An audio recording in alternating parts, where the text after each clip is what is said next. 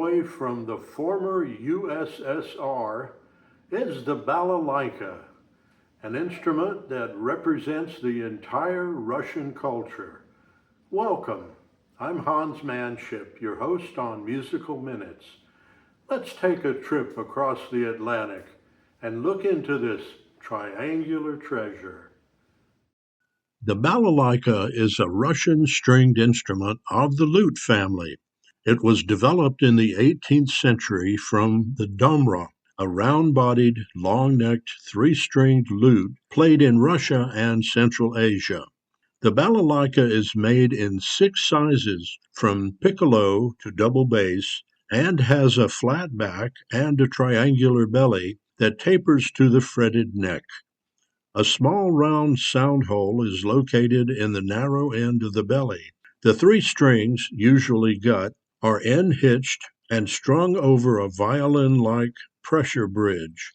They are normally plucked with fingers, but also with a leather plectrum. The instrument is used in folk music, but also in large balalaika orchestras formed in the 20th century. Of the 6 sizes in the balalaika orchestra, the piccolo is the smallest and most rare, with the highest pitch. The prima is next and the most common. It's the melody instrument.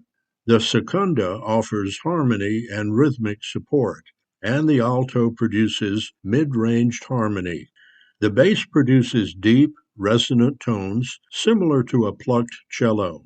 And finally, the contrabass, nearly as tall as a person, offers the lowest foundational voice. What makes the balalaika distinctive is the triangular body, a hallmark of the instrument family. It's been said this triangle represents the Holy Trinity, the Father, Son, and Holy Spirit. This dates way before the Soviet era. It has only 3 strings, unlike the domra. The balalaika has deep cultural roots in Russian music, dance ensembles, and Soviet-era orchestral traditions.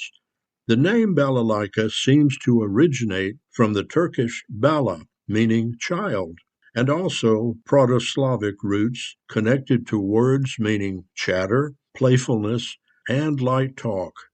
The balalaika was first documented in a Russian arrest record in 1688. It appeared again in the 1700s in the Yeratoria region. It was played in the aristocratic courts of Peter the Great. These early forms held 2 to 3 strings, had long necks, and small rounded bodies. The instrument has been associated with skamoroki, Russian wandering minstrels.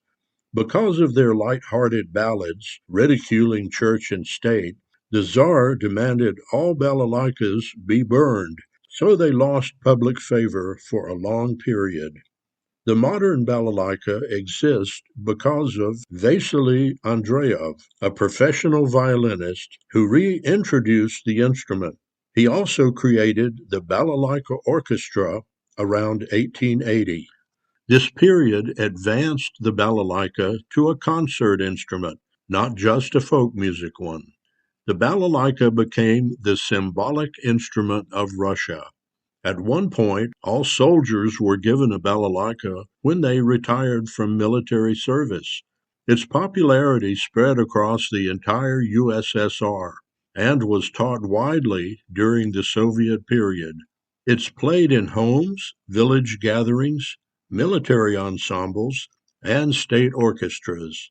By the 20th century, it was one of the most accessible instruments in Russia.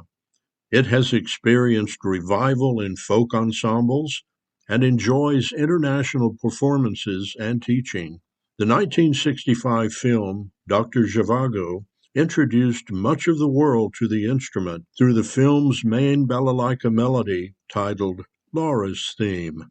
My balalaika came from Russia in 1972, built by the official USSR Ministry of Culture.